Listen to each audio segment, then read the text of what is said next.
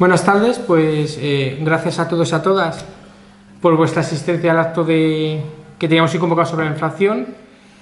Contamos hoy con Pedro Montes, que es economista, en su momento trabajó en el Gabinete de Estudios del Banco de España, Servicio de Estudios, perdón, del Banco de España, autor de diversos libros. Yo tengo aquí uno que me leí hace años, el de la historia inacabada del euro. Sigue sin acabar. Que sigue, podemos luego comentarlo, digamos, en el turno de preguntas. Ha estado bastante vinculado a Izquierda Unida y actualmente, si no me equivoco, es presidente de Socialismo 21. Digamos así, sí, vale, más o menos. Muy bien. Y aquí a mi izquierda, Carlos Gutiérrez, trabajador de Telefónica, sindicalista, y que actualmente es el responsable confederal en comisiones obreras de la Secretaría de Estudios y Formación Sindical. Muy bien. Entonces, nada, el tema que nos convocaba hoy era abordar la problemática de la inflación, que está actualmente en cifras de 2 dígitos. Bueno, el 9% es el dato adelantado de septiembre, pero está en niveles históricos de las últimas décadas y que es un aspecto material que golpea sobre los bolsillos de la población, de la clase trabajadora y en general de todo el tejido productivo. Es decir, porque la inflación impacta no solo en los hogares, que influye, digamos, de manera negativa muy fuerte, pero también, digamos, sobre la capacidad de nuestras empresas, sobre el tejido productivo y un montón de derivadas que abordarán tanto Carlos como Pedro. No me quiero enrollar más, agradeceros de nuevo la presencia. Va a ser, digamos, primero un turno de intervenciones por parte de los dos y luego haremos un pequeño debate. Entonces, si quieres empezar, Pedro. Como tú decides. Sí, como decidáis. Bueno, pues hola, buenas tardes. No ¿se oye bien o se hace falta? No, sí, sí, pues ya está. Como dice, dar las gracias al CAO, ¿no? por su preocupación permanente y constante, ¿no? Y ya de largo aliento por tratar temas de cuestiones políticas y sociales. Y bueno, pues ahora la inflación, cuando me llamó Pedro López, que es la persona del CAO que me contactó, y dije, ¿qué tema este tan técnico en última instancia y tan específico como es la inflación, ¿no? Digo, el proceso inflacionista que sufre el mundo y en particular Europa y en particular España. Pero pensándolo bien, efectivamente la inflación nos va a llevar a tocar un montón de asuntos que son de plena actualidad y son de una importancia histórica. Digo porque, como sabéis, todo el mundo o la derecha, o el capitalismo, o el imperialismo, como queráis llamar al sistema, ¿no? Que es contrario a la idea socialista y de progreso, pues se ha empeñado en que la culpa de todo esto es de Rusia, y si más todavía han personalizado en Putin, que no sé qué tiene que ver, ¿no? Putin entre estas cuestiones tan materiales como es que los melones y que los sandías este verano hayan estado a más de 2 euros o 3 euros en cualquier supermercado. En todo caso, esto nos remite, como digo, a un tema esencial, que es el de la guerra de Ucrania, cuya resolución va a determinar un poco el destino del mundo, como no ha ocurrido otro acontecimiento desde la final de la Segunda Guerra Mundial.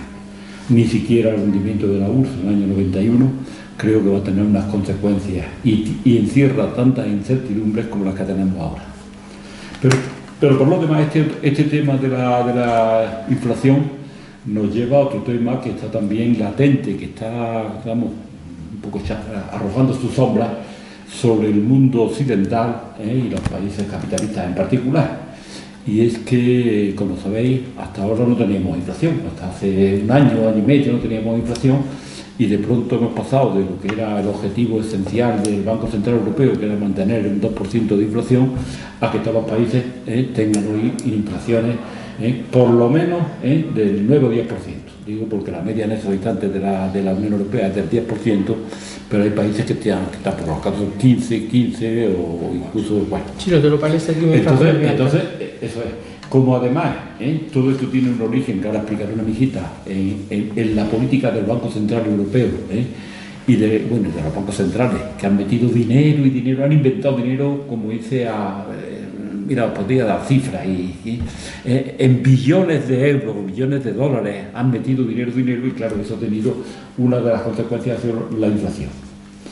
Y por último, bueno, y eso es, y hay eso es, una convulsión financiera mundial que cuando se desencadene con todo su aparato y toda su peligrosidad, pues no sabe dónde nos va a llevar, porque hasta ahora estamos recordando la crisis de 2008, que cuando se hundió, ¿os acordáis, no?, el banco de inversiones Lehman Brothers, y hubo una crisis pavorosa en todo Occidente, con todo, bueno, me acuerdo de Sarkozy que decía que tenemos que inventar otro sistema, no para, por así decirlo, los problemas de la humanidad, sino para seguir un poco manteniendo el sistema de explotación capitalista.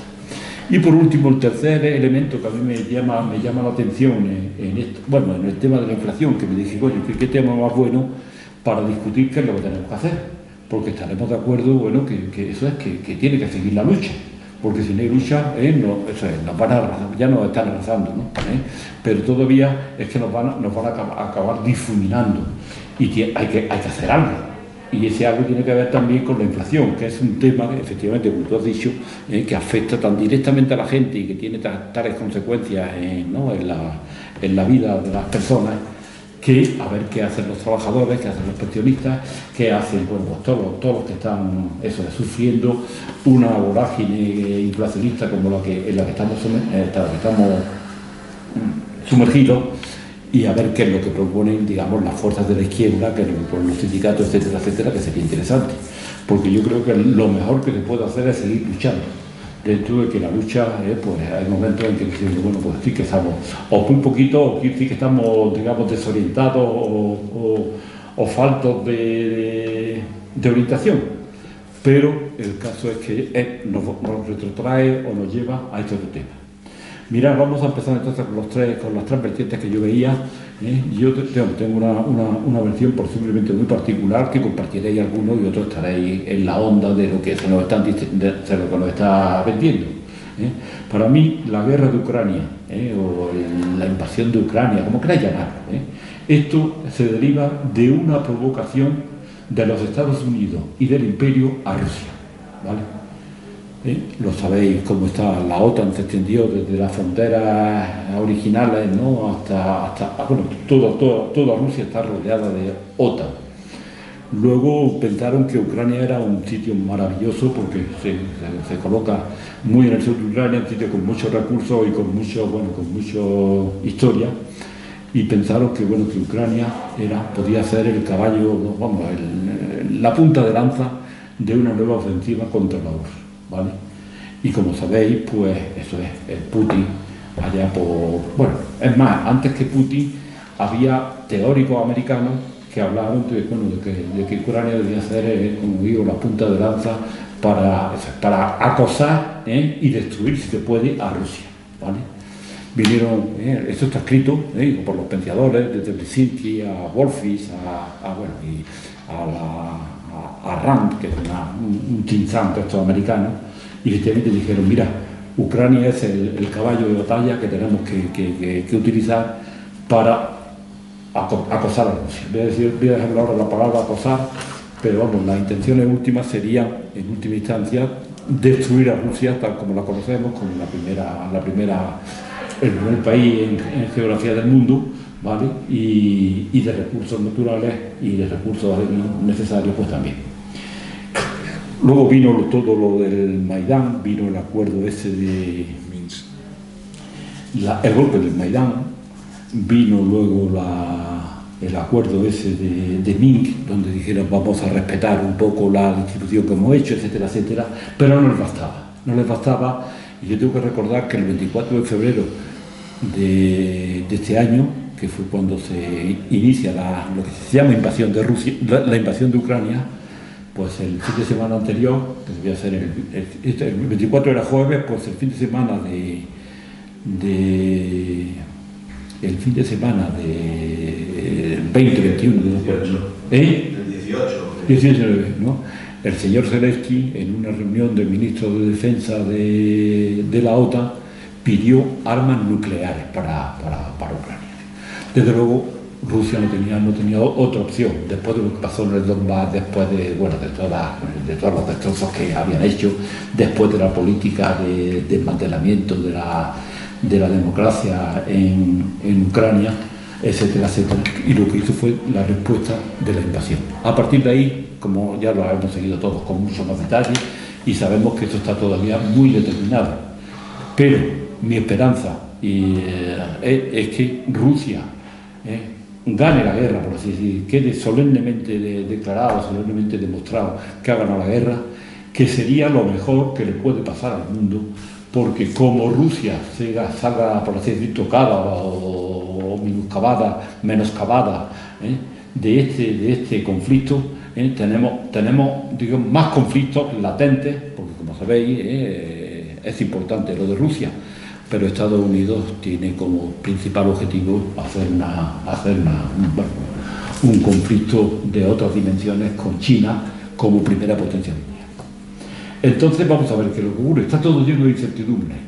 Y luego lo que sí quisiera señalar es que sabemos que estamos muy disgregados, sabemos que estamos muy divididos, sabemos que estamos muy desconcertados, pero hay que ver la manipulación, la grosera manipulación a que estamos sometidos con la televisión, los medios, pero los medios todo Occidente, ladrando en el mismo sentido, y tendríamos que hacer un llamamiento a la gente sensata, a la gente de izquierda, a la gente que quiere hacer algo, decir, hombre, por favor, si las podéis derrotar, no nos derrotéis, pero no nos insultéis, no nos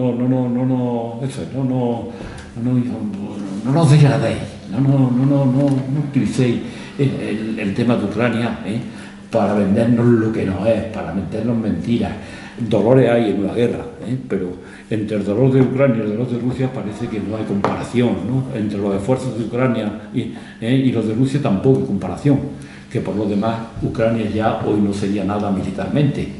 Hoy Ucrania está haciendo resistencia, que creo que equivocadamente, a pesar de los avances que dicen que hay, todo eso es rollo, mentiras, propaganda, divulgación falsa, ¿no? Porque Rusia creo que es muy potente y muy solvente en el sentido militar. Bueno, entonces, pero como digo, desde que se produce la invasión, con las sanciones que le empiezan a declarar a Rusia en el Occidente, por cierto, sanciones ilegales, porque ahora ha aumentado mucho la legalidad de los temas, de los referéndums, pero las sanciones ya eran ilegales. Las sanciones que han hecho los países occidentales son ilegales, eso no lo puede declarar un país a otro, quizás la ONU, pero la ONU no se ha metido a esos niveles. Entonces vemos que estamos en un periodo de gran incertidumbre, donde, y es lo que nos vincula con la inflación, es verdad y es indiscutible que el tema de los recursos naturales, el tema del petróleo, el tema del gas, están influyendo decisivamente en los niveles de inflación. Pero lo que habría que preguntarse es por qué no disteis respuestas razonables, civilizadas, sensatas, humanitarias a las peticiones que hizo Putin cuando dijo vamos a negociar de la seguridad colectiva, y la seguridad tiene que tener el componente de que hay que asegurarle a cada uno de los países, grande o pequeño, poderoso o no poderoso, pues su existencia en sus fronteras, de que no sea acosada, etcétera, etcétera. Y no se le hizo caso, se le tomó el pelo y bueno, las consecuencias, como sabéis, son la guerra. Pero al mismo tiempo, una vez que ha estallado el tema de la inflación, en la que no cabe duda que tiene influencia los problemas energéticos derivados de Rusia, lo que hay también es una inflación que se ha ganado a pulso. Desde el año 2008 hasta ahora, los bancos centrales, tanto la FED, la Reserva Americana, como el Banco Central Europeo, como el Banco de Japón, como el Banco de Inglaterra, han abierto la maquinita de crear dinero, y crear dinero que no ha sido para actividades productivas, ha sido para salvar a la banca en unos casos, para salvar a los sectores industriales más atormentados por otros, etcétera. Ha ocurrido que han inundado el mundo de dinero y de deuda, y eso está ahí pendiente, quiero decir, porque la deuda es un peso que el que la asume o el que la tiene que hacerse responsable de ella. Y estamos en la tesitura donde los bancos centrales quisieran corregir la inflación, porque eso se ha disparado, se le ha ido de la mano, Pero al mismo tiempo hay una situación tan de deuda en los principales países que quieren recortar, como sabéis, quieren bajar los tipos de interés, pero los tipos de interés bajados hacen que se hunda el valor de la deuda. Bueno, una cosa matemática, ¿no? Si usted baja el tipo de interés, el valor de un activo que tiene una rentabilidad tiene que bajar, para que el tipo de interés pueda subir un poquito como quieren hacer los bancos.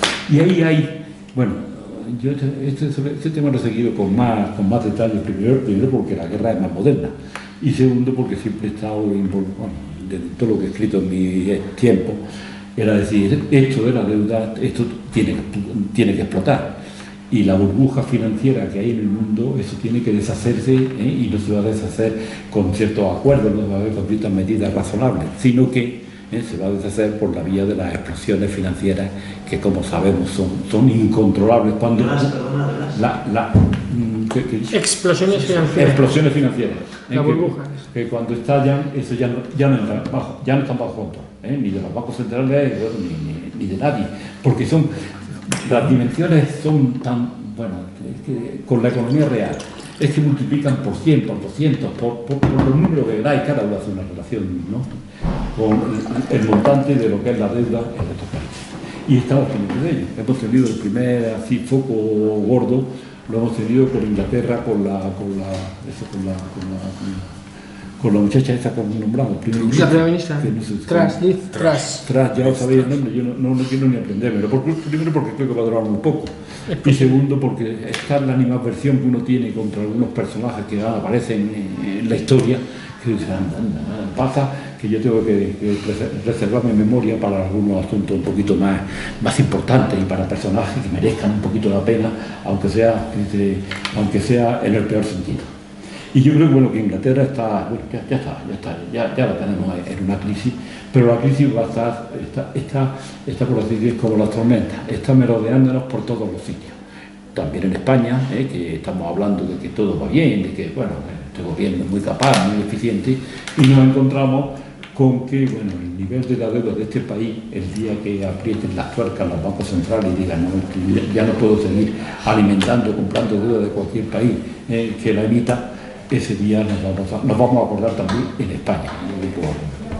Y luego está el tema, eso es, y ahora ¿qué hacemos? Ha venido la inflación, y bueno, yo recuerdo, yo tengo muchos años de militancia, puedo decir, en la izquierda, aquellos que teníamos 4 ideas muy básicas, pero que nos permitían orientarnos y saber qué hacer en las distintas circunstancias.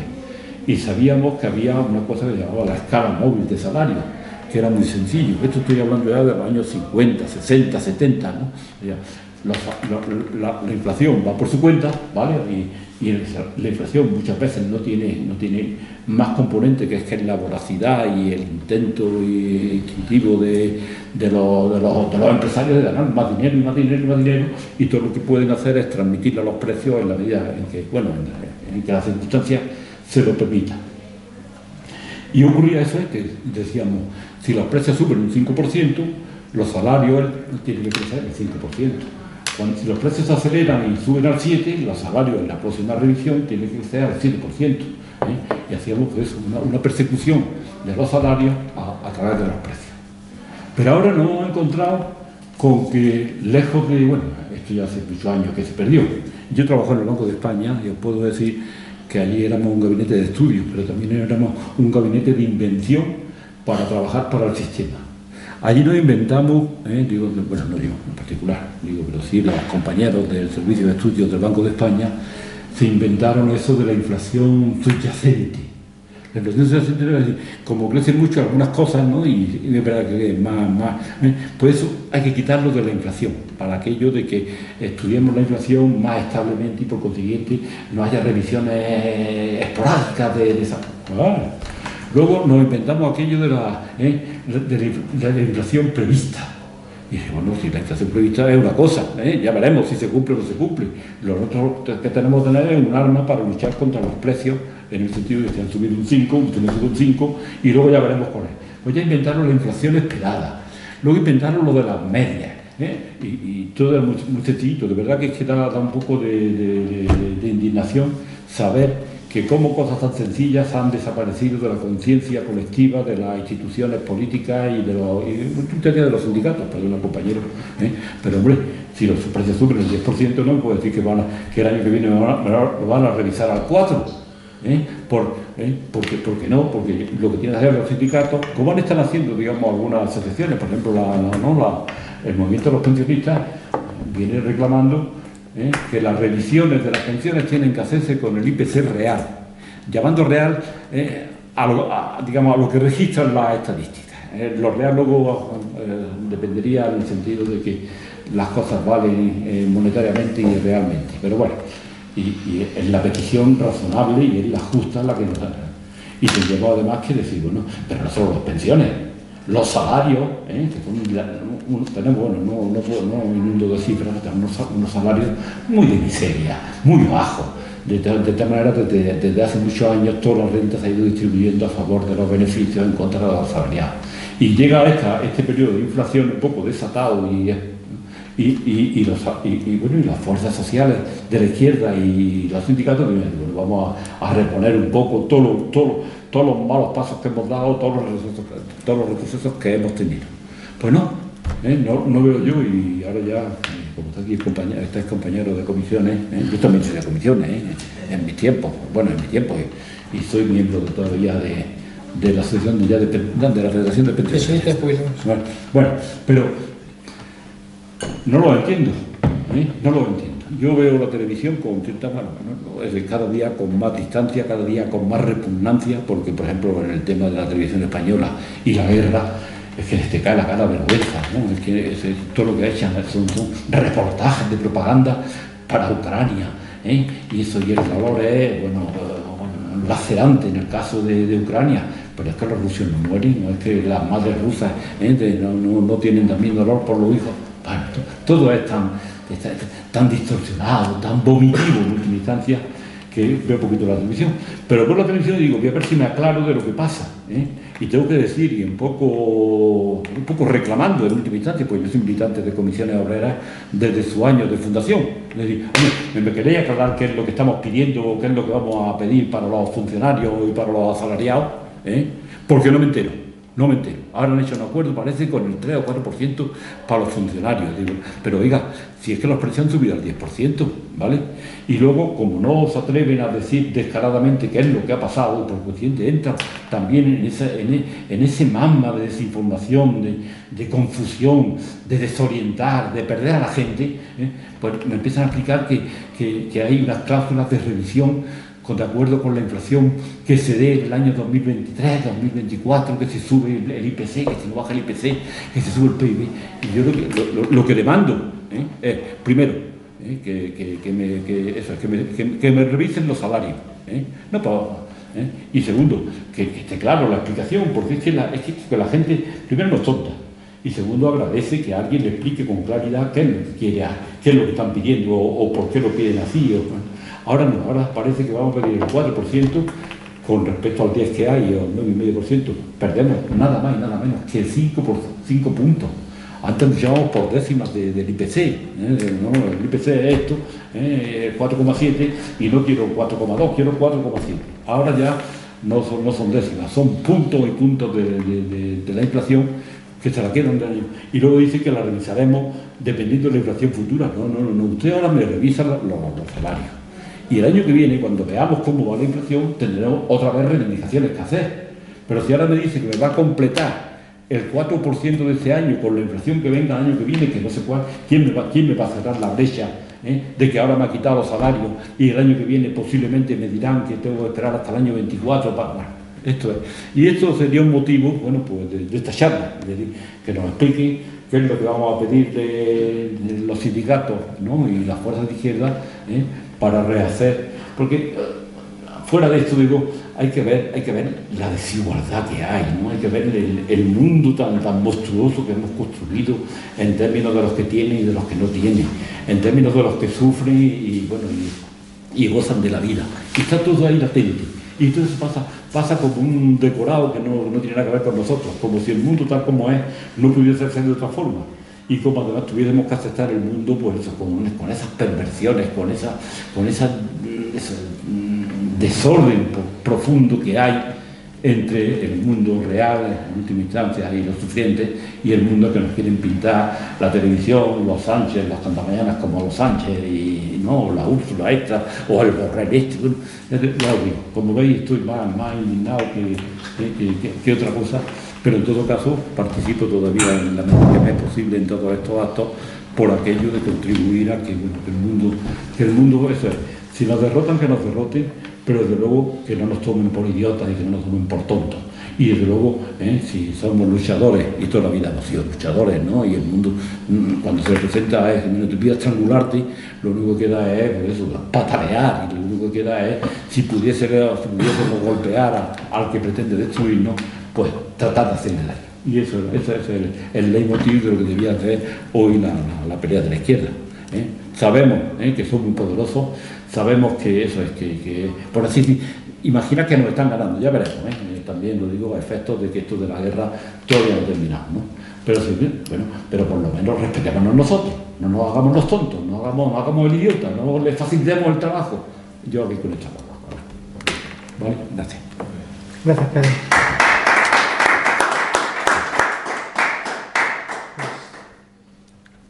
Sí, porque como hay micrófono ambiente... Pues nada, en primer lugar agradecer al CAM la invitación para debatir sobre una cuestión que me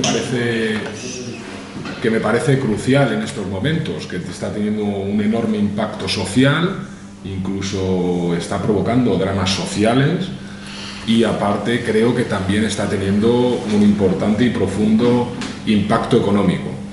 Con esto no quiero decir, como se dice, que estemos en una crisis económica, porque no es real que estemos en una crisis económica, aunque mediáticamente esto es muy impactante y permanentemente lo trasladan, pero no es menos cierto que estamos ante un shock de precios enorme que tiene impacto, como ya digo, en lo social, en el ámbito social, en el ámbito de las familias trabajadoras, del poder adquisitivo de las familias trabajadoras, en el que estas familias trabajadoras, estos trabajadores y trabajadoras puedan desplegar y desarrollar sus vidas, pero también tiene impactos ese shock de precios sobre el ámbito económico, ¿no? Y ya todas las previsiones pues hablan de una ralentización de la economía, ralentización de la creación de empleo y demás. Que por otra parte es normal, porque en una economía como la española es muy extraño que sostenga un crecimiento económico por encima del 4% permanentemente. Esto solo tiene explicación por la situación creada por la pandemia, la incorporación de los fondos europeos y demás, ¿no?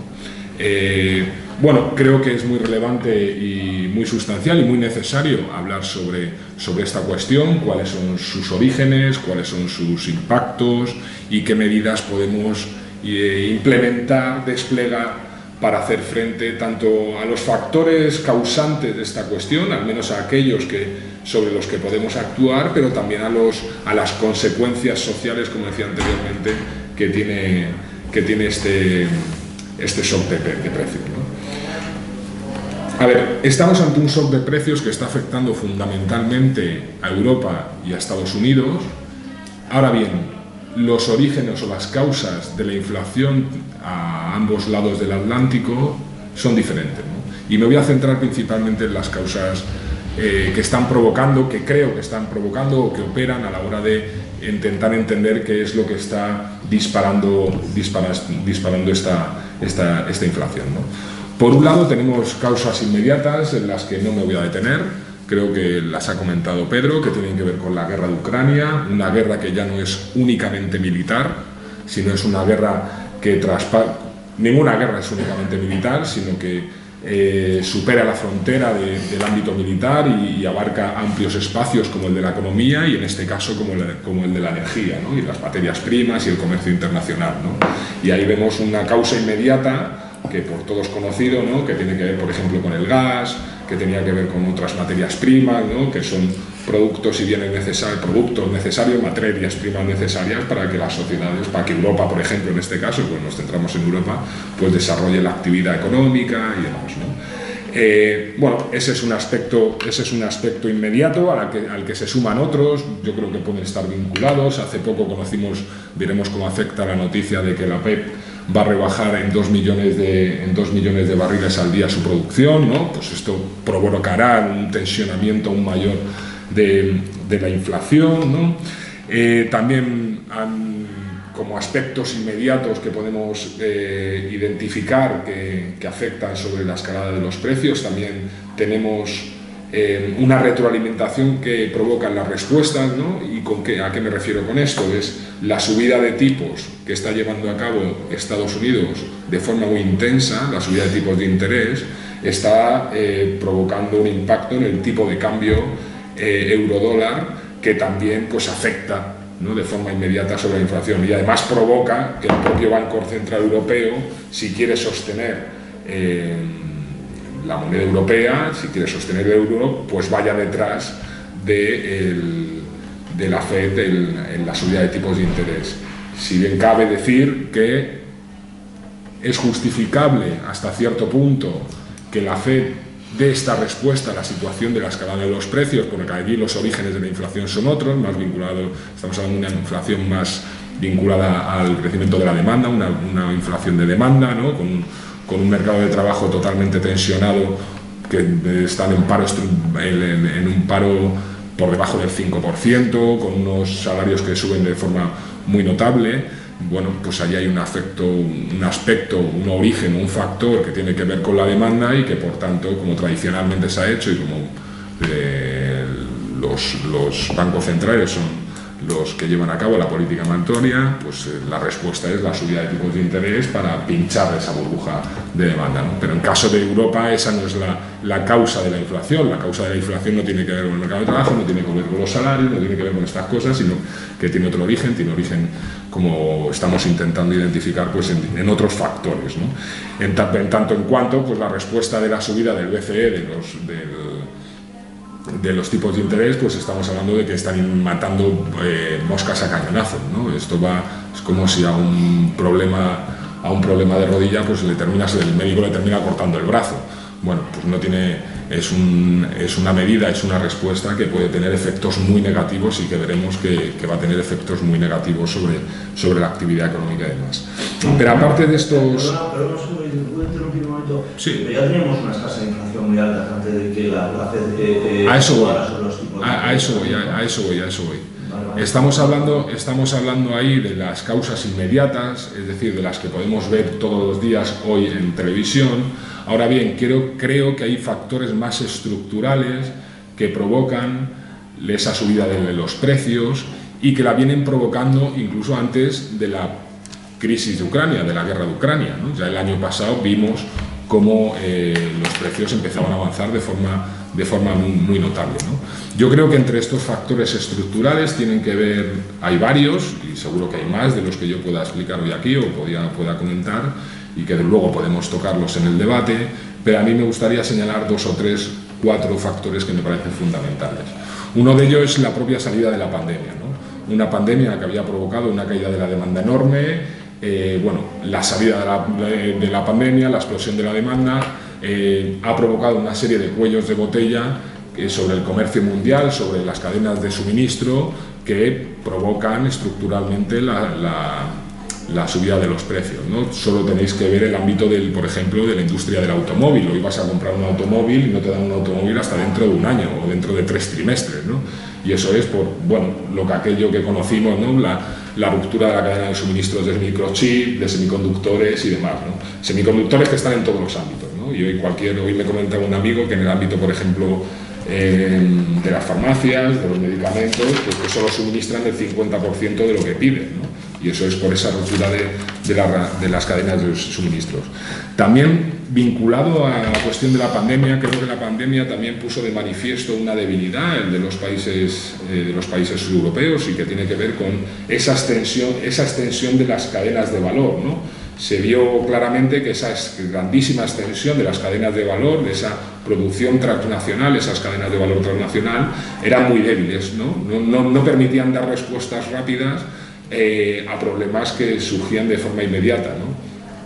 Pues la producción de mascarillas, ¿no? Pues no teníamos mascarillas y no se producían aquí mascarillas, otros factores, ¿no? Y a partir de ahí pues se está produciendo un proceso de relocalización de la producción que también provoca estructuralmente un avance de los precios, ¿no? Si la transnacionalización de la producción fue un factor deflacionista, la relocalización en países o en zonas geográficas más cercanas a los mercados centrales de esa producción, donde se consume esa producción, se habla ya de que es un factor inflacionista, ¿no? Hay otra serie de cuestiones, pero a mí me gustaría situar dos más. En primer lugar, la regulación de los mercados y sobre todo la regulación del mercado eléctrico. Creo que la regulación del mercado eléctrico, tal y como estaba concebida y tal y como estaba convencido la Unión Europea desde los años 90, creo que es así, el sistema de fijación de precios eléctrico marginalista, creo que viene de los años 90, vemos también que se convierte en un factor inflacionista, ¿no?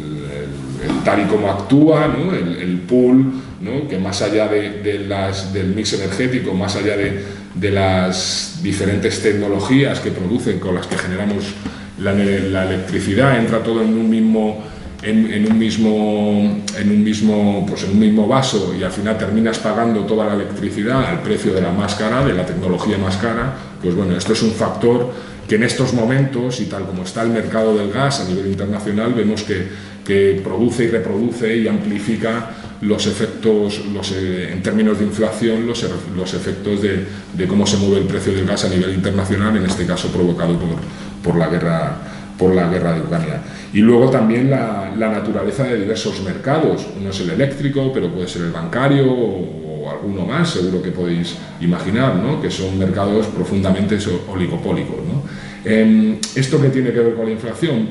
Al final, la inflación también, los escenarios estos de hiperinflación o cuando los precios se desbocan, también generan una pugna distributiva. Una pugna distributiva entre capital y trabajo, obviamente, pero también dentro del ámbito del capital, pues provoca una pugna distributiva entre los diferentes sectores, entre las diferentes empresas, ¿no?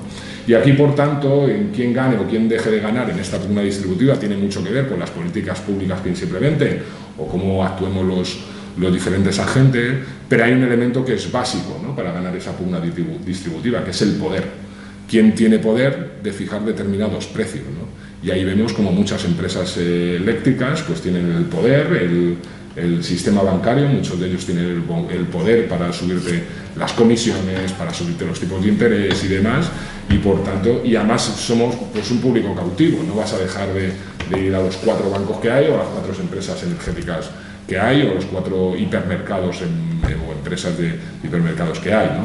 Bueno, aquí hay un factor que a mí me parece muy relevante porque, como decía antes, estamos en un escenario de pugna distributiva por ver quién paga la factura, porque al final esto básicamente es una factura exterior y ahí opera como en todo ámbito y desde la perspectiva de la economía política, pues opera el poder que tiene cada uno de los agentes para salir beneficiado de la situación. Claro, ¿cuál ha sido...? Bueno, hay otro factor que a mí me gusta señalar, aunque Pedro no le gustaba esto de la inflación subyacente, yo creo que mirando los diferentes indicadores también se demuestra o se llega a una conclusión. Hay un debate también de esto que llaman efecto segunda ronda, ¿no? Si son los salarios los que... normalmente lo fijan en los salarios y son los salarios que la subida de los salarios aparejada a la subida de la inflación lo que puede provocar es nuevas subidas de precios, ¿no? Y al final pues es una huida hacia adelante esta situación, ¿no? Y ya digo, estos efectos segunda ronda siempre se sitúan en el ámbito salarial, ¿no? Tener cuidado, no subáis los salarios mucho, que esto puede generar nuevas rondas de inflación, un incremento de los precios, ¿no? Bueno, lo que no nos dicen en muchos casos, aunque ya se empieza a hablar de ello, incluso por el Banco Central, el Banco de España, en su último informe, que es que estos efectos segunda ronda parcialmente los están generando los beneficios empresariales. Y esto se ve, bueno, de forma muy clara cuando analizas una inflación general que hoy está en el 9,5%, se sitúa en el 9,5%, pero si quita los productos o los bienes más volátiles como la energía y los alimentos no procesados, pues se sitúa en el 6,5%, ¿no? Y con un proceso de subida creciente, ¿no? Parece que va hacia arriba. Esto quiere decir que al final lo que estamos viendo, y como señala en su último informe el Banco de España, es que gran parte de las empresas, gran parte de esas empresas que tiene poder, que puede trasladar a precio los costes, lo está haciendo. Está trasladando al precio esas subidas de la energía, esas subidas de las materias primas para mantener los márgenes de beneficio, cuando no para mejorar esos márgenes de beneficio, ¿no? Bueno, este también es un efecto que surge por esa pugna distributiva que hablaba antes, ¿no? Entre capital y trabajo, y dentro del ámbito o del universo del capital, pues entre los diferentes tipos de empresa. ¿Qué respuesta se le ha dado a esto, ¿no? Ya decía, yo creo que lo voy a plantear en tres ámbitos: la respuesta europea, la respuesta del gobierno español y qué pedimos, qué solicitamos, cuál es la reflexión o la propuesta que el sindicato elabora para esta situación. Bueno, la respuesta europea ha sido básicamente una respuesta del Banco Central Europeo, que ha sido la subida de tipos de interés. A nuestro juicio esto es un error, porque esto no va a detener, por los orígenes o las causas de la inflación, esta subida de tipos de interés no va a detener la inflación, pero que sí que puede ralentizar aún más la economía y la actividad económica y la creación de empleo. También se han tomado medidas en términos que luego se han tenido que extender a nivel nacional, pero de ahorro energético, ¿no? De ahorro del consumo del gas, también a nivel de los países de diversificar a los suministradores de gas, de petróleo, ¿no? Para el máximo exportador, exportadores a Europa de gas, fundamentalmente es Estados Unidos y Noruega, ¿no? A través fundamentalmente de las plantas de regasificación, que ahí España pues tiene una situación pues muy ventajosa. Tenemos 7 plantas de regasificación, algo que en Europa pues no estaba muy instalado, ¿no? Bueno, esta básicamente ha sido la respuesta europea, aunque en la respuesta europea, si uno sigue los discursos de la comisaria europea von der Leyen, creo que se va a utilizar esta situación, porque esta situación está afectando profundamente a los países centrales de la Unión Europea, por ejemplo Alemania, para hacer un replanteamiento de la Unión Europea en términos estatutarios o de cartas fundacionales. En su discurso del Estado de la Unión habló de la posibilidad de negociar un nuevo pacto de estabilidad y crecimiento, ¿no? Un nuevo pacto de estabilidad. Sabéis que el pacto de estabilidad lo que obligaba era tener el déficit en el 3% y la deuda en el 60%. Bueno, esto yo creo que ya no lo cumple mucha gente, pero bueno, ya vemos cómo Alemania esto no lo va a poder cumplir, y yo creo que se abren a renegociar ese pacto que está suspendido desde hace un par de años, desde que se inició la pandemia, pero también habla de reformular o reconfigurar o renegociar los pactos fundacionales de la Unión Europea, incluso los mecanismos de toma de decisión, por ejemplo lo del consenso, pues pasar a mayorías en determinados temas. Bueno, hay la oportunidad de un replanteamiento muy amplio en términos estructurales también y políticos de la Unión Europea, aprovechándose de la situación. Y también habla la comisaria de un compromiso para el año que viene de la reconfiguración del sistema de fijación de precios de la energía. El sistema marginalista es un sistema de regulación europea, aunque luego hay excepciones por diferentes países, Grecia, Francia con la energía nuclear. Bueno, el año que viene se comprometen a hacer una propuesta de reformulación de ese sistema, y veremos hasta dónde llega. ¿Qué se ha hecho desde España, desde el Gobierno de España?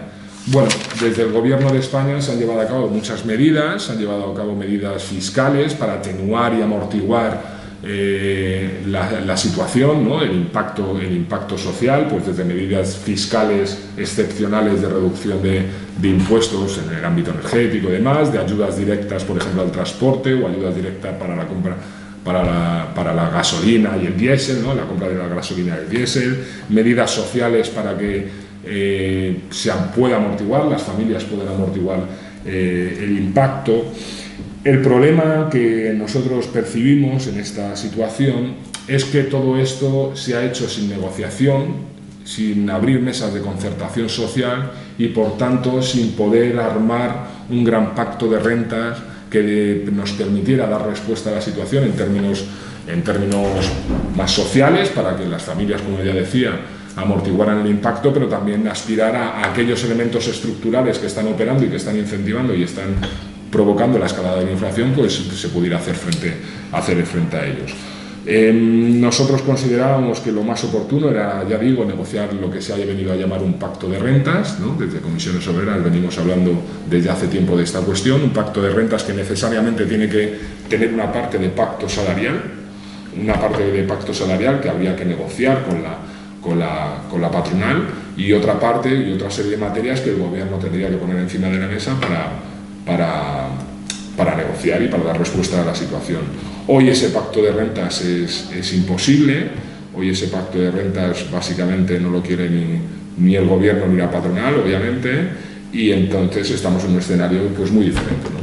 Un escenario muy diferente que a nivel salarial lo que estamos es en un creciente conflicto social vinculado a la negociación colectiva, que es a través de la cual pues, se negocian los salarios, y en este ámbito nosotros lo que venimos reivindicando es que para los próximos 3 años haya subidas lineales salariales más una cláusula de revisión salarial que actuara año a año, al menos en parte, pero que al final del periodo los trabajadores no fuésemos los que hayamos soportado sobre nuestras espaldas este shock de precios, ¿no?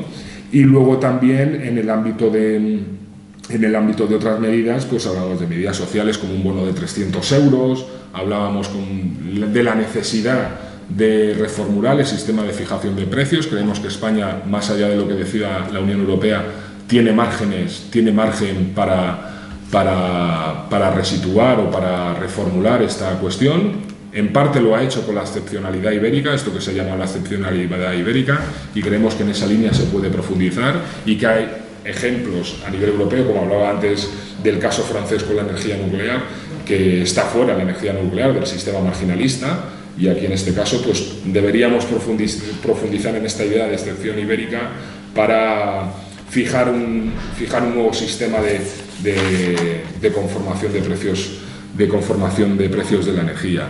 También estamos trabajando en medidas para amortiguar el impacto que sufren las familias cuando éstas tienen hipoteca, ¿no? Vemos que los tipos de interés se disparan, ¿no?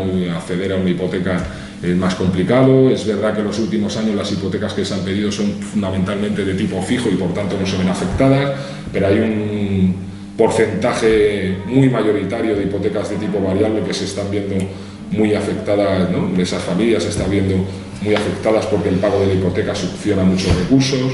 Bueno, medidas de muy diverso calado que aspiran, entre otras cosas, a hacer frente, a amortiguar, a que las trabajadoras y los trabajadores pudiésemos o podamos amortiguar y superar esta situación en la mejor de las posiciones posibles, pero también medidas estructurales que van orientadas a hacer frente a las causas profundas, ¿no? Al menos con las que podemos operar y a las que podemos abordar para reducir la inflación a medio y largo plazo, ¿no? La situación es un poco esta. La situación es que la patronal, en términos del ámbito salarial, no ha dado respuesta a la negociación de la ANC, y ya digo, hay una conflictividad creciente en el ámbito de la negociación colectiva de muy diverso tipo. Pues allí donde hay fuerza sindical, donde hay densidad sindical, los acuerdos que se sacan son mejores que donde no hay densidad sindical, pero como volvemos al origen y volvemos a lo que decía anteriormente, es una cuestión de poder también, y a nivel general y intentando articular esa conflictividad social más sectorial, más empresarial, estamos convocando, por ejemplo, mañana concentraciones en toda España frente a la sede de COE, y el próximo 3 de noviembre pues una gran manifestación en Madrid para reivindicar pues que haya subidas salariales que hagan que no seamos los trabajadores y las trabajadoras quienes soportemos esta situación.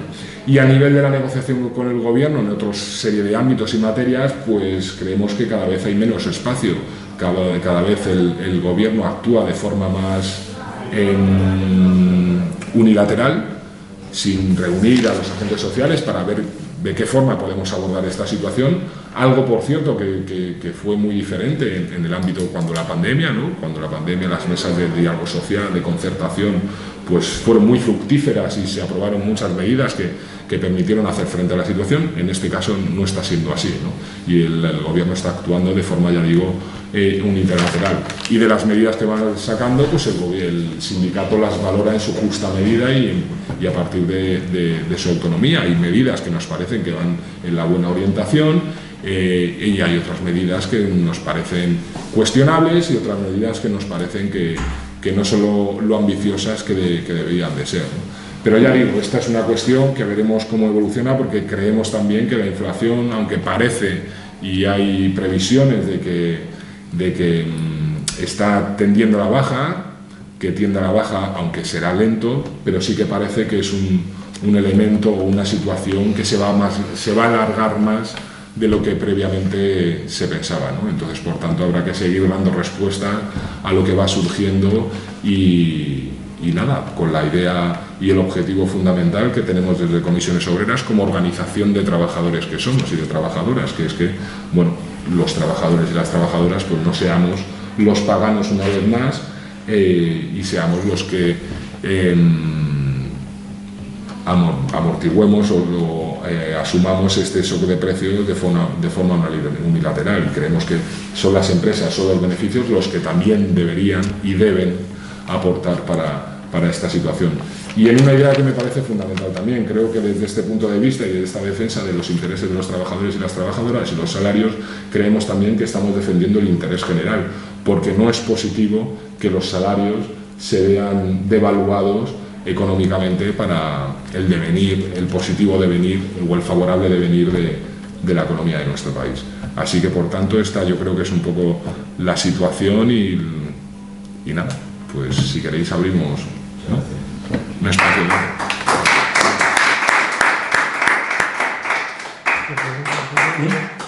Primero una pregunta y luego si queréis también comentaros algo entre vosotros. Vale. Que hable el público. Si digamos tenéis, los aquí presentes tenéis alguna pregunta, bueno, evidentemente agradecer tanto a Pedro como a Carlos está bien. sus intervenciones.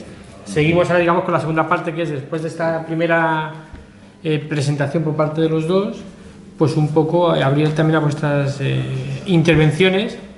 Si son preguntas o si son pequeñas si son reflexiones, os pido que no sean muy extensas. Sí, y yo luego también quiero trasladaros algún punto más para el debate. Entonces, no sé si queréis por ahí alguna pregunta. Bueno, una cuestión para Pedro, no sé también, Carlos, ¿no? Sí.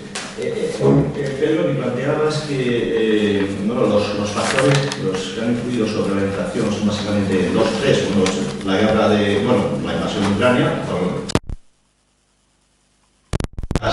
políticos de propaganda, pero bueno, uno de ellos. La otra era la emisión de moneda por parte de los bancos centrales, ¿no? Y bueno, yo quería preguntarte también, aunque de alguna forma lo ha apuntado después Carlos, es de qué forma las empresas, los mercados, han afectado también sobre los precios, sobre la inflación. Es decir, estos factores oligopólicos que hablaba Carlos, es decir, las empresas y estos márgenes de beneficio que se han observado, que de alguna forma con la crisis han aumentado y por tanto han estado influyendo sobre los precios, si este elemento es también qué importancia tiene sobre la inflación o qué importancia ha tenido y si se puede corregir por parte de los gobiernos.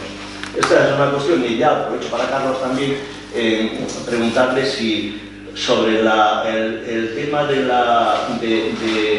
de sentarse con el gobierno, con la COE, con los sindicatos para establecer lo que se han ido a llamar un pacto de rentas, si realmente tengo entendido que ahí la COE se ha negado totalmente, ¿no? Pero ¿qué peso tiene también en este caso esa negación o digamos la desidia o la dejadez por parte del gobierno para que no se haya quedado esta mesa? Sí, bueno, entonces no sé si hay alguna pregunta más, si queréis si queréis hacerlas ahora, digamos, luego... Sí, la que coge casi mejor. Lo que se me ocurre es que me he oído y además es, digamos, el argumento habitual, que es una cuestión de que como suben los precios hay que aumentar las rentas, es decir, aumentar los salarios, y si no, se repercute en las mayores riquezas un impuesto para paliar la situación desfavorecida de los que no alcanzan. Bien, a mí se me ocurre, no se podría actuar en el proceso económico, o sea, por ejemplo, recortando el proceso de distribución de la comida o de la cultura, ¿no? Haciendo una serie de medidas económicas para que el producto no es que haya que pagarle a la gente más dinero para que lo pueda comprar, sino para que sea más barato. Por ejemplo, no se puede hacer una empresa nacional de energía que abarataría muchísimo el coste de la misma. No se puede hacer una distribución, sino a cargo del Estado, por lo menos a cargo de los sectores sociales regionales del producto que llega a los mercados, libros, alimentos, etcétera, para que no haya que subirle el sueldo a la gente o darle más dinero, sino que baje el precio real de las cosas. Eso es lo que se me ocurre. Específicamente eso. Yo, desde que era jovencito, pienso que lo único que yo socializaría en un país como el nuestro sería la distribución de la cultura y de la alimentación. Y, por otra parte, si se hace una empresa nacional de energía, ¿no? Banco de España, pues Empresa Nacional de Energía de España. A lo mejor he dicho una tontería, yo soy de historia, no soy de economía. No es una tontería, es una aportación, digamos, al debate y empresas públicas, digamos, de energía vivo en este país. O sea, que no, o sea, refiero que no es... El principal dueño de Endesa es una empresa pública italiana, por ejemplo. O sea, refiero que... Si me tengo que decir algo que contesten los ponentes, porque expliquen la reflexión. Pablo, yo a lo mejor digo una cosa que se ha dicho ya, porque como he tenido que salir un momento con un tema interno a resolver, y estaba hablando Carlos, iba a decir lo que a su juicio entendía que había hecho las medidas que podía adoptar el gobierno y podían adoptar los sindicatos para combatir la inflación, a lo mejor lo ha dicho ya. Pero hay una cuestión que a mí me parece esencial en un contexto económico general de este país, con el objeto de poder hacer frente no ya a la inflación, sino a otros muchos problemas estructurales, que está en el acuerdo entre Unidas Podemos y el PSOE para gobernar, que es el realizar una reforma fiscal que modernice todas las estructuras básicas económicas de redistribución de la situación económica y financiera y de los participantes en ella, ¿no? A mí me parece que sin la reforma fiscal como cuadro de referencia para hacer frente a una serie de problemas, pues va a ser difícil hacerlo, porque vamos a ir un poco tomando medidas, un poco como está tomando el gobierno ahora bajo las rentas por debajo, el IRPF por debajo de los 21.000 euros, ahora no sé qué, ahora ayudo, ahora tal, porque no hay una perspectiva general que permita, podemos decir, estructurar toda esta situación de política de redistribución dentro de eso. Y después hay una cosa que ha dicho Pedro al principio, que es verdad, ¿no? Es decir, cómo hemos ido perdiendo a lo largo de estos años y tal, a nivel del discurso político y del debate, hemos ido perdiendo una serie de cuestiones que hace 30 años hablaban con toda normalidad y que hoy han desaparecido. Yo creo que eso se inscribe un poco podríamos decir, en la presión económica y política que ha ejercido el neoliberalismo y tal, arrasando con toda una serie de criterios que podían antes discutirse y están insertos en ese debate. Es una pelea que hemos perdido y que no sé si podremos volver a recuperar, pero hoy por hoy yo creo que es una batalla perdida. Vamos, este es un comentario. Y sobre otro, a lo mejor tú has dicho algo, Carlos, pero yo, como no estaba, a lo mejor es una bobada. Vale. Si no tenemos, si quieres aclararos un par de reflexiones o de preguntas, y ahora luego ya contesté libremente a Pedro. Lo que iba a pedir, porque has hecho más una caracterización de la situación, una descripción, digamos, de tanto nacional como internacional, sobre todo internacional, el contexto de la situación actual, digamos, y con impacto sobre los precios. Y lo que te pediría, digamos, también para que la aporte, si quieres, al debate es hablar también de propuestas o medidas que plantearías o deberías tú, digamos, para combatir la situación de inflación. Tanto si quieres un poco el primer reparación de la renta, de trabajo de capital, y cómo actuar ahí, o cómo actuarías ahí, digamos, para sobrellevar este choque o repartirlo de otra manera, como en el segundo reparto, lo que es política fiscal, tanto de gasto como de ingresos, es decir, qué medida o qué prioridades ves tú que se debe actuar desde ese punto de vista, tanto en el reparto del conjunto de trabajo capital como en la parte de ingresos y gastos públicos, para afrontar esta situación, a todas sus causas, para ver un poco consecuencias. Eso es un poco como pregunta. Y a Carlos, que se ha sentado un poco, sí que ha descrito algo más de no estabas, de las propuestas o de las líneas que está haciendo el sindicato. No salió de lo mismo, pero lo que dijo no viene a cuento, porque ya está dicho. Pero sí preguntarle un poco, como reflexión, trasladarlo, porque se habla un poco, podríamos decir un poco de política económica, podríamos un poco hacerlo, cómo repartir a nivel global el pacto de rentas y que deben estar implicadas diferentes rentas, arrimar el hombro, no solo las rentas del trabajo. Plantearle un poco la reflexión o la pregunta, ¿qué hacer o cómo hacemos cuando teóricamente la patronal, evidentemente ejerciendo su papel de parte, no está por la labor de arrimar el hombro? Es decir, la patronal sabe que si deja pasar el tiempo, este ajuste va a recaer sobre las rentas del trabajo, como ya viene pasando, es decir, son los salarios que nos están viendo revisados o actualizados, los que se están comiendo un 10% de inflación mientras suben al 2,6%, y él dice, bueno, pues si lo único que puedo esperar es que si yo no me sumo no de acuerdo, si supuestamente un gobierno de izquierdas tampoco se atreve a tirar más allá contra las rentas del capital, en cuanto a decir, plantea una serie de medidas ambiciosas, la patronal no tiene ningún incentivo a pactar nada. Si digamos que el coste de oportunidad de no pactar es bastante reducido, es decir, si el gobierno no va más allá, si los sindicatos, bueno, has anunciado, has comentado de un inicio, digamos, podemos decir, de movilizaciones a nivel global, pues sectores ya les está viendo que sus convenios, pero tengo un poco la percepción de que hasta ahora la patronal, es decir, los intereses, digamos, del capital, de las rentas inmobiliarias, de las rentas empresariales, como que no han tenido mucho incentivo a aceptar ningún tipo de acuerdo, porque tampoco se han sentido suficientemente presionadas ni desde el gobierno supuestamente de izquierda, o de izquierda, también puedo decir el gobierno de izquierda que tenemos ahora, y de PSOE y de Podemos, como a lo mejor, digamos, no sé si han sentido suficientemente el aliento de los sindicatos presionando o reivindicando ese tipo. Entonces, no sé, un poco esa reflexión de...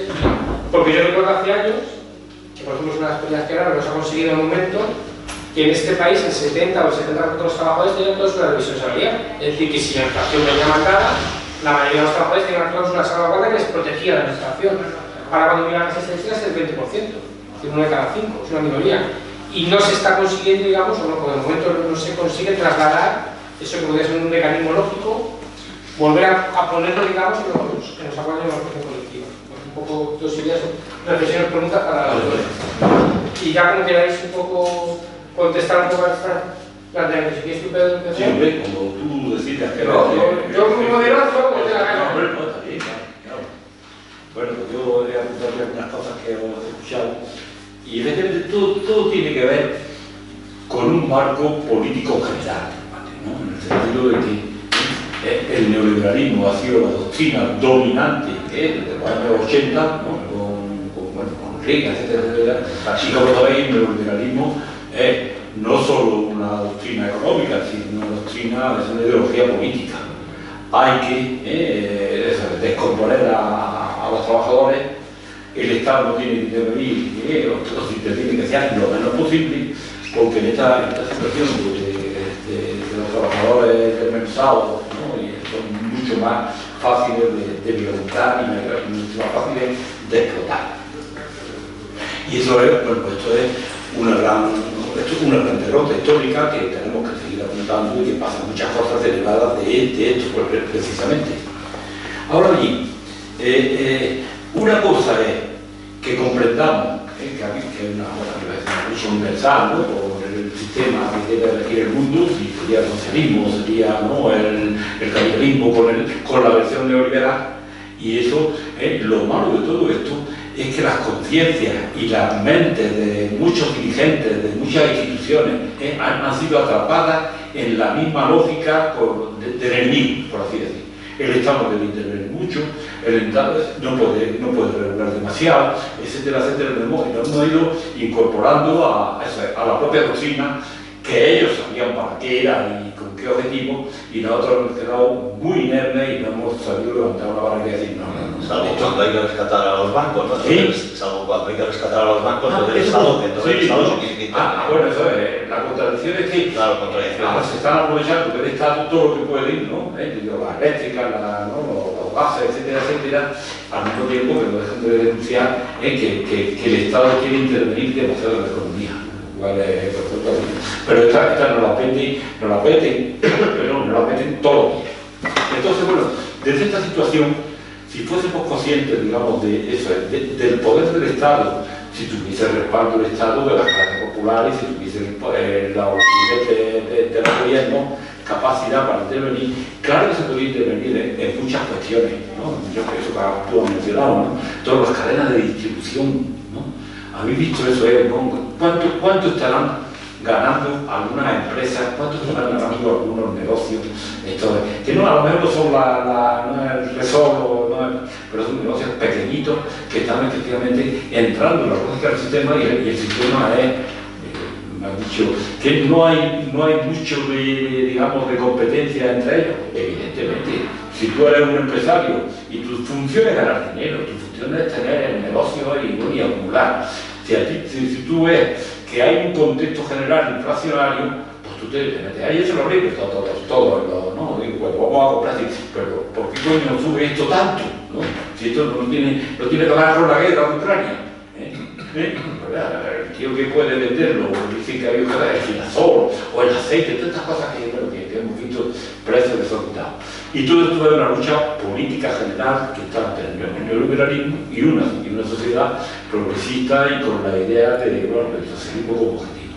Y han ganado y se aprovechan de ello todo lo que pueden.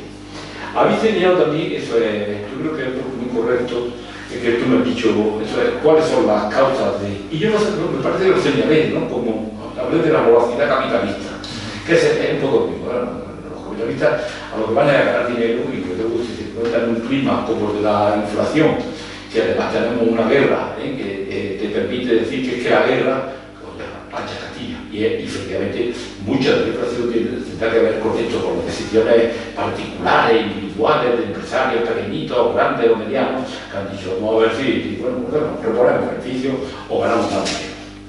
El otro tema que me habéis sugerido, bueno, ha hecho una explicación un poco más completa que yo de la inflación internacional y efectivamente está todo el tema del euro y el dólar, ¿no?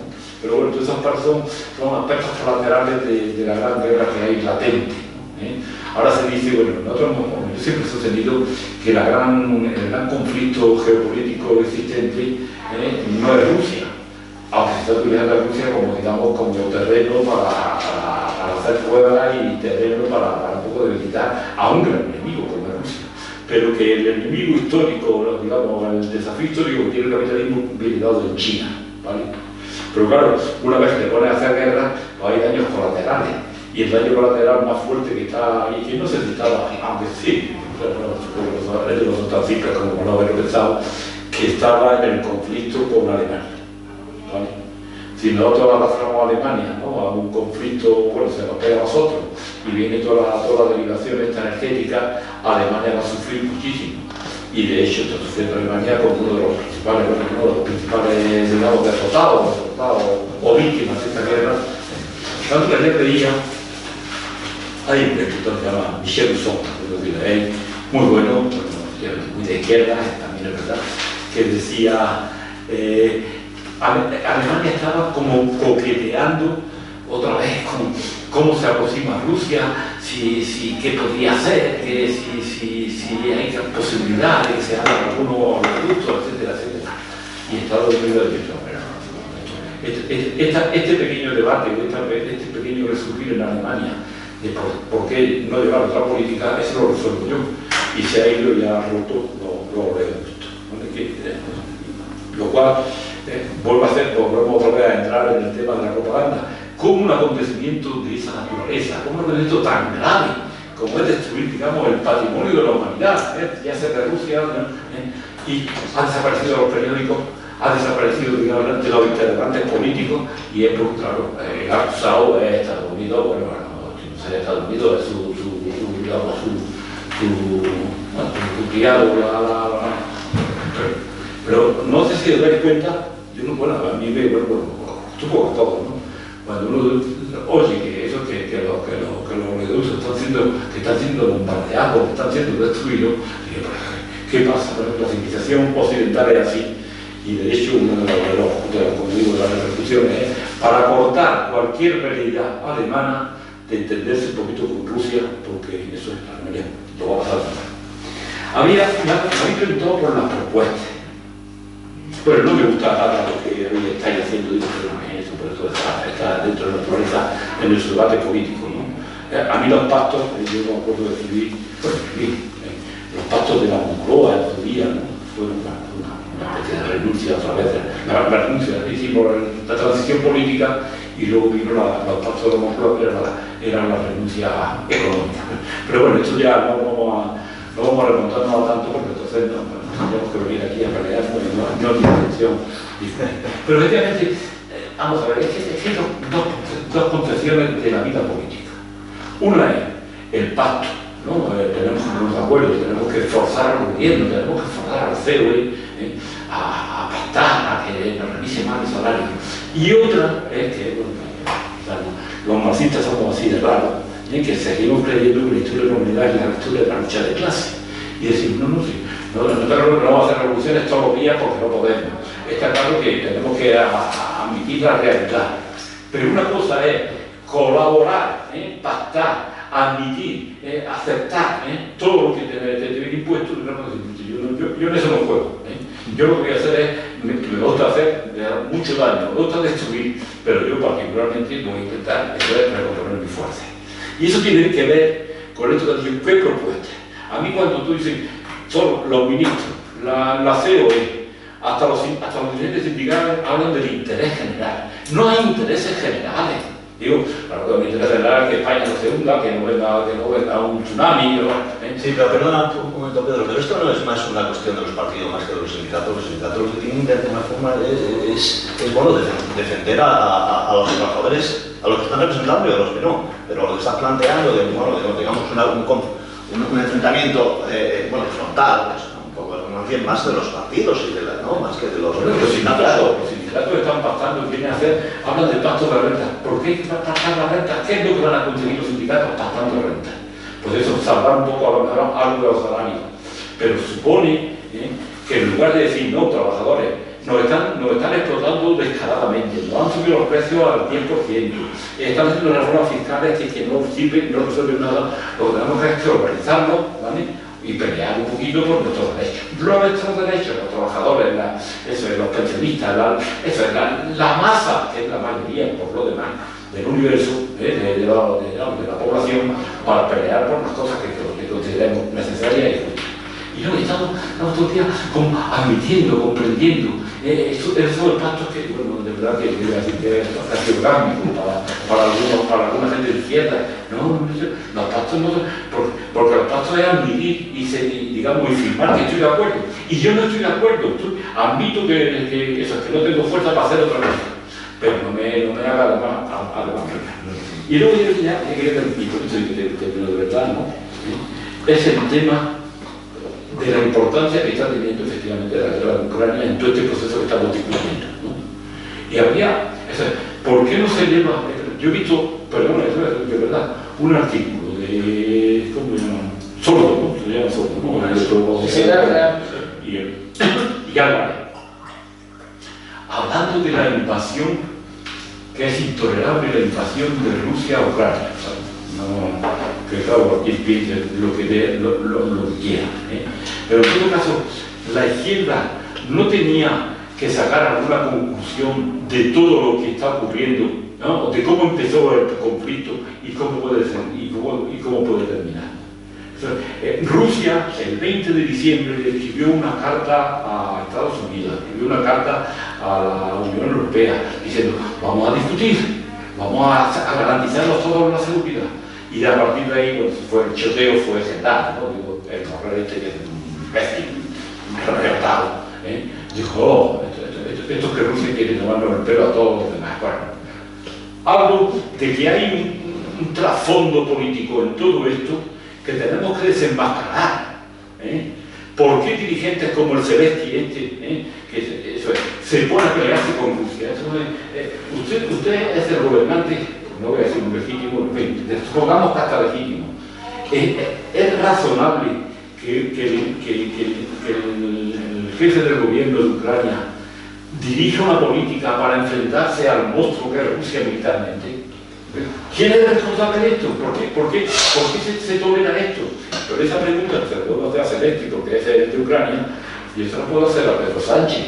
¿Por qué os comprometisteis inmediatamente con el tema de la guerra y no le hablasteis de que había que buscar la paz y de que había que esforzar un poco un entendimiento entre todos los países? ¿Qué va? Ellos apuntaron al bando supuestamente vencedor, y han estado alimentando un conflicto que ahora estamos viendo en las consecuencias. Y nuestra tarea, como gente de izquierda, como gente comprometida, es un poquito normal. No, nos estáis vendiendo lo que no es. Nos estáis tratando de hacer ver que este tema tiene que ver con la guerra de Ucrania, cuando la guerra de Ucrania la hemos inventado nosotros, digo, la han inventado los dirigentes occidentales. Porque Rusia no quería guerra. Y Rusia no tenía ningún interés en gastar tanto dinero y tantas víctimas también, Yo no sin perjuicio de que los ucranianos pongan la carne de cañón, ¿vale? Pues, que teníamos que remodelar el pensamiento y armarnos un poco más ideológicamente, ¿no? De forma tal que no nos compren, bueno, por las televisiones estas infames en que todos los días nos venden, eso es el mismo discurso, ¿no? Bueno, como sabéis, llega uno a sentir un poco repugnancia, ¿no? De ser, no voy a decir fallado, sino ser un tonto de aquellos que se manejan. Gracias. Vale. Yo quisiera empezar por alguna de las alusiones de Pedro. Mirad, creo que el pacto no diluye la lucha de clases. No diluye la lucha de clases. El pacto es otra cosa, o es un mecanismo para concluir una lucha que se da, porque el sindicato es conflicto, es negociación y es pacto, pero el pacto no diluye la lucha de clases, y esto no lo pone Karl Marx en ninguno de sus libros, que el pacto sea diluir la lucha de clases. Empecemos por ahí. El pacto tampoco es todo lo que te viene impuesto, literalmente. El pacto es un punto en el que se acuerda una serie de términos, pero obviamente todas las partes ceden algo. Digamos, es un punto de insatisfacción por todas las partes. Pero el pacto, o los pactos que acordamos, los sindicatos, no es asumir todo lo que nos dicen y lo que nos ponen encima de la mesa. Por tanto, creo que ahí tampoco estoy llegando. Insisto, el sindicato, no el partido político, el sindicato es conflicto, negociación y pacto. Miles de convenios colectivos que son pactados por sindicatos y asociaciones patronales regulan hoy las relaciones laborales, los derechos, las obligaciones de los trabajadoras y los trabajadores y las empresas en muchísimas partes, en amplios sectores, en muchísimas empresas y a un porcentaje muy mayoritario de la población trabajadora del país. Por tanto, eso no estaba de acuerdo con esa idea o con esa aproximación a lo que es un pacto, ¿no?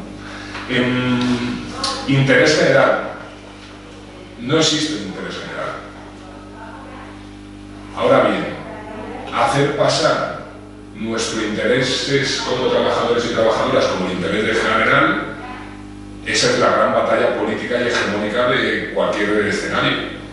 Si la sociedad asume que hoy el interés de los trabajadores y las trabajadoras es el interés general del país, habrás ganado hegemónicamente y culturalmente la batalla. Obvio.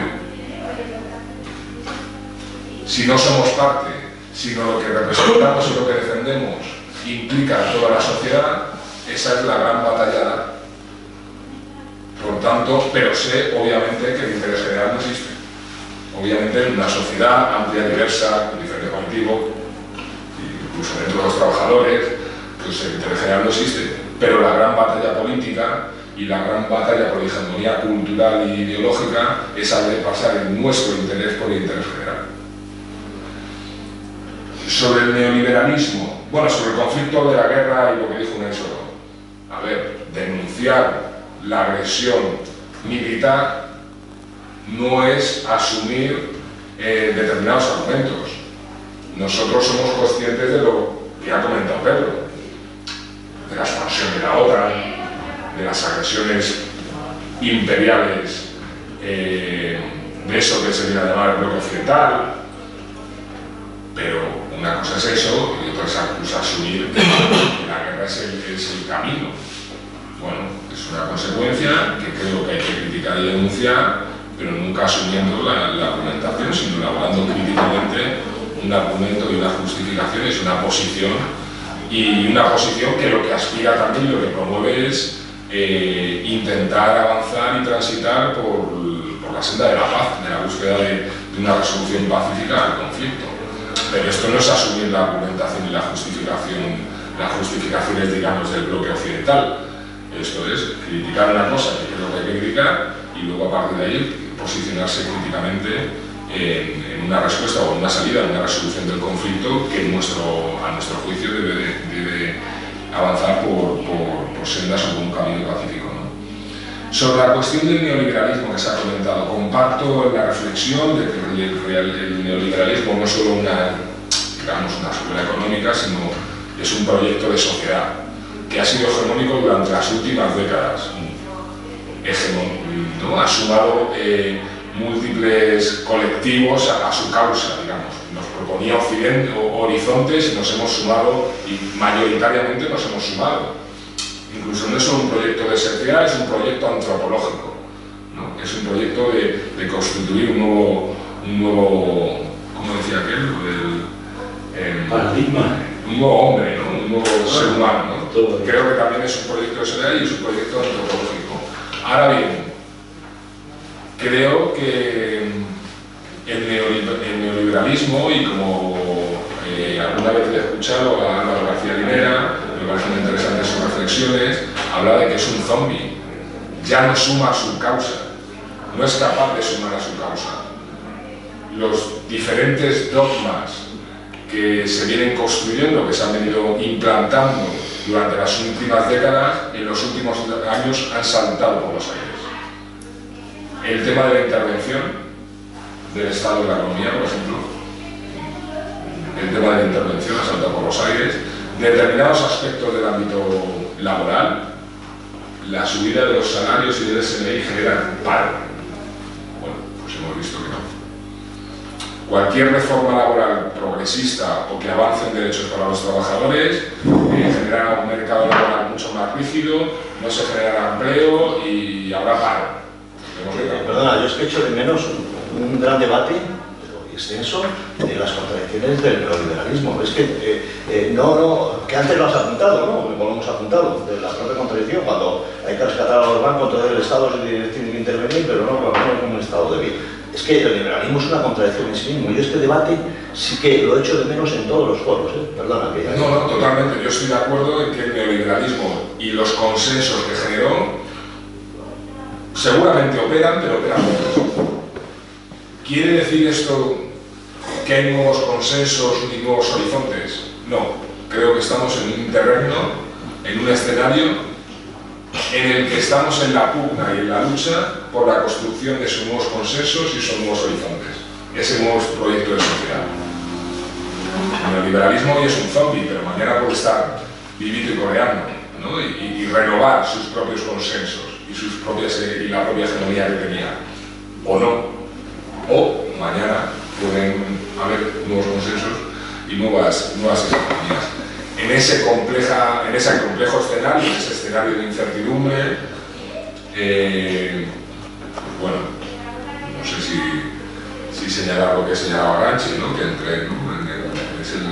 los cambios de época, cuando aparecen los monstruos, ¿no? Era algo similar. Bueno, pues hoy también tenemos nuestros monstruos, ¿no? En ese proceso o en ese escenario actual sin definir, ¿no? Pero yo creo que en largo plazo y en términos políticos estamos en esa batalla, en una batalla por la construcción de nuevas hegemonías, nuevos consensos y un nuevo proyecto de sociedad. Porque creo que los dogmas neoliberales, no sé si zombies es exagerado, llamar al proyecto neoliberal exagerado, pero ha salido muy dañado, porque vemos que, al menos no la crisis del 2008, pero la crisis provocada por la pandemia, lo que ha evidenciado son otros elementos, y se ha actuado de diferentes formas. Y el paradigma que ha guiado y ha orientado la actuación ha sido muy diferente al del 2008, por ejemplo, o al tradicional e histórico que se ha implantado en España. Por tanto, yo creo que esa es la batalla de fondo que existe en estos momentos. Sobre lo que habéis comentado, reforma fiscal. A ver, el sindicato no lo he especificado, pero la reforma fiscal, el sindicato viene desde hace años reivindicando una reforma fiscal. Creemos que tenemos cada vez más urgente y en algunos ámbitos hay un tema interesante que yo creo que también forma parte de esta pugna ideológica y cultural, que tiene que ver con el escenario o la lucha sobre la respuesta o cómo responder a la situación de la inflación. Si os dais cuenta, la derecha ha puesto mucho el acento sobre el tema de bajar impuestos. Y esto no es una cuestión solamente instrumental, es una cuestión cultural, es una cuestión política, fundamental. Y en la lucha por esas hegemonías culturales y esa hegemonía ideológica, ¿no? Habían visto, y los datos del CIS del otro día lo demuestran, que la percepción de la ciudadanía sobre el tema impositivo había salido muy fortalecida con el tema de la pandemia, y no es menor, no es una cuestión menor, y esto había que dar una vuelta. Teníamos que volver a cuando, aquí lo que había que hacer era bajar impuestos. Bueno, yo creo que sé que el sindicato viene defendiendo la necesidad de abordar una reforma fiscal, pues no son las rentas, claro, es que en estos momentos son las rentas de los trabajadores y las trabajadoras las que sostienen mayoritariamente el titular, llamémoslo así. Y claro, hay otras rentas que deben contribuir según sus capacidades y posibilidades, y una de esas rentas son las rentas empresariales. Pero ya digo, no es algo específico para este momento, sino es más una reforma que permitirá afrontar mejor situaciones claro, como esta. Sí. Que sin esa reforma moderna... Si te das cuenta, se está haciendo, y siempre se toca, que esto al final, nuestra estructura fiscal al final parece un queso gruyere, claro. Porque al final vas haciendo retoques sin abordar una reforma que dé sentido, coherencia y a toda la estructura. Por eso yo creo que es tan importante, porque incidiría en ese marco un conjunto de medidas que ahora están tomándose deshilachadamente y que sería una forma de modernizar el país también, ¿no? Para hacer frente a situaciones. También pensemos otra cuestión. Bueno, el debate del impuestos está ahí, creo que el gobierno se ha movido bien, dando el cambiazo al final, ¿no? Porque ya lo habían traicionado desde sus propias filas, ¿no? Con Chimo Puig a la cabeza, pero bueno, se ha movido bien. Y en términos de las medidas fiscales que ha tomado estas de última hora, ¿no? Pero bueno, es necesaria una reforma fiscal en profundidad y que dé sentido y coherencia a la estructura impositiva y que permita recaudar más de aquellas rentas que hoy aportan mucho menos que los trabajadores y las trabajadoras. Eso estamos por la labor y el sindicato tiene elaborado una propuesta.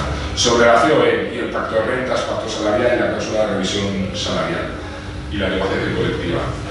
A ver, el sindicato lo que aspiraba era poder concertar un acuerdo que repartiese y distribuyese los costes de esta situación, porque somos conscientes de una cosa, y lo comentaba en mi intervención, es que esto va de poder.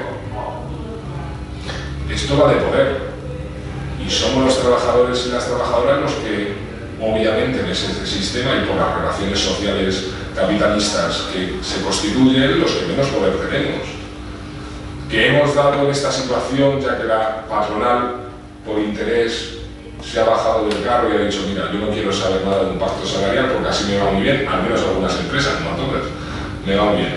El gobierno ha ido sacando sus temas y no ha querido armar un gran pacto de renta, ¿no? Poner encima de la mesa determinadas cuestiones. Y ya digo, como dije antes, pues hemos valorado esas medidas en sus justos términos, ¿no? A veces positivamente, a veces de forma más crítica. Bueno, pues el sindicato y los trabajadores y las trabajadoras, lo único que tenemos en este escenario es la movilización. Y venimos movilizándonos en movilizaciones vinculadas a la negociación negociaciones colectivas y demás. Y como esto es una cuestión de poder, allí donde el sindicato existe, allí donde hay densidad sindical, allí donde los trabajadores y las trabajadoras se organizan, allí donde hay fuerza sindical, pues se consiguen acuerdos muy positivos. Allí donde no existe poder, pues es más complicado. Por eso buscábamos un acuerdo que es una ANC, que luego no es obligatorio, no es normativo, sino orienta la negociación colectiva, fijaros, pero porque sabemos que hay partes muy débiles del mundo del trabajo que hay que proteger. Y esto es fundamental. Tranquilos que allí donde somos fuertes, donde los trabajadores nos organizamos, sacaremos buenos acuerdos. No pasará nada. Pasará, pero está controlado, digamos. Allí donde no somos fuertes, donde el sindicato no está, pues es complicado. Y lo que intentamos con este pacto, con estos acuerdos, es proteger a esas partes más débiles del mundo del trabajo, a esas periferias del mundo del trabajo. Obviamente, como siempre, y esto es permanente, la aspiración es a organizar y a tener poder. Pero claro, la cuestión estamos hablando de inmediata, que estamos ante un problema que es de hoy para el lunes, ¿no? Para mañana, ¿no? La gente tiene mañana que ir al súper a comprar las sandías y las sandías están a 15 euros el kilo. Y la cuestión de ganar densidad sindical, pues es complicada, no es sencilla, ¿no? Las cláusulas de revisión salarial, es verdad que las cláusulas de revisión salarial desde la anterior crisis sí que se han reducido y en muchos convenios colectivos no aparecen. Pero no podemos desvincular esto de lo que se hizo en la reforma del año 2012 con la negociación colectiva. Es que se restó al sindicato poder. Cuando se dijo, vamos a hacer que los convenios de empresa sean prevalentes sobre los convenios sectoriales. Vamos a esto que la autoactividad te vamos a dejar un año para que negocies, ¿no? Que esto actúa como una espada de Damocles a la hora de negociar, porque el empresario dice, pues mira, aquí, jauja. Luego si no, pues te vas al Estatuto de los Trabajadores y el convenio decae, ¿no? Y no termina. Bueno, pues las consecuencias de aquella reforma laboral, que hay unas consecuencias que tienen que ver con la devaluación salarial, pero hay otras consecuencias que tienen que ver con el restar poder a la organización de los trabajadores a la hora de afrontar los procesos de negociación colectiva. Pues una de las consecuencias es que este tipo de cláusulas pues, han venido reduciéndose. Y sigo insistiendo, allí donde hay poder sindical, la cláusula existe. Yo tengo un convenio en mi empresa de Telefónica donde la cláusula de revisión salarial existe. Y allí donde la hay, pues normalmente pues, estas cosas desaparecen.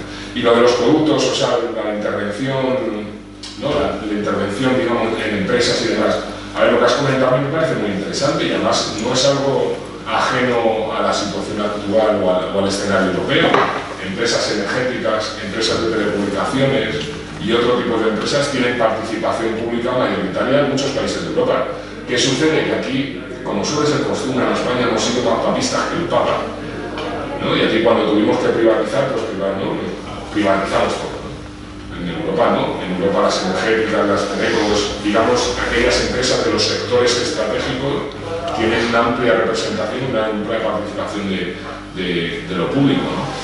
Y aquí sí que creo que hay una reflexión interesante que tiene que ver con la cuestión de la energía. Al final, intervenir en este mercado es intervenir indirectamente en todos los mercados e intervenir socialmente, porque la energía, la electricidad, los combustibles afectan a todo tipo de familias, ¿no? Pues a la hora de encender la calefacción, a la hora de encender la luz, sois conscientes de ello, y afecta a muchísimas empresas. Hoy hay empresas ya intensivas, y esto ha salido alguna noticia de ello, que como consecuencia de los precios de la electricidad lo que ha hecho es hacer un ERTE. Bueno, intervenir en el mercado eléctrico a través de la reformulación del sistema de fijación de precios para reducir precios, y esto tiene que ver con avanzar y profundizar en la excepción ibérica, pero también con la intervención o la construcción de una entidad pública para, por ejemplo, desplegar aún más rápido todo lo que tiene que ver con las energías renovables, que nos va a permitir bajar los precios de la electricidad, y a mi juicio esto va a ser una de las grandes ventajas competitivas que va a tener España a futuro en términos productivos, porque creo que eso puede ser un factor que contribuya a que se produzcan reorganizaciones productivas en nuestro país. pues me parece fundamental. Por tanto, creo que la intervención de lo público en determinados ámbitos es fundamental. Otra cosa es que también pensemos que muchas de estas empresas y muchas actividades y mucha producción está radicada a nivel nacional, pero luego tiene conexiones a nivel internacional. Las materias primas, muchas de las materias primas, lo que decía, el aceite de girasol, bueno, pues que el aceite de girasol hay un mercado donde te dice lo que vale, ¿no? Y ese se ha visto afectado porque la guerra de Ucrania y Rusia, bueno, pues Ucrania es un gran productor de cereales, ¿no? Es de los mayores productores de cereales. Por eso hubo el conflicto del puerto de Odessa, cómo sacar los cereales de Ucrania y demás, ¿no? Bueno, también hay que tener en cuenta ese tipo de elementos, ¿no? De vinculaciones con mercados internacionales que no es capaz de intervenir en ellos. Y muchas veces situar o imponer controles de precio, si no están bien articulados, puedes provocar un problema mayor, que son desabastecimientos y este tipo de cuestiones, ¿no? Por tanto, pero sí, o sea, yo creo que hay espacios estratégicos, empresas, sectores estratégicos, donde creo que lo público debería estar presente por su impacto transversal en el conjunto de la sociedad y de la economía. ¿Tenías que estar? Sí. Vale, pero no sé si quería... Bueno, pues yo creo que yo también tocaba aquí, que son cerca de las 9. Agradecer tanto a Pedro como a Carlos su asistencia, su programa, a pesar de que hemos contado con poca asistencia, hemos preferido y hemos querido mantener el acto, que nos parecía pertinente. Como hacemos con el resto, lo continuamos por internet, por la página web, como para tener algo más de eco de que actualmente.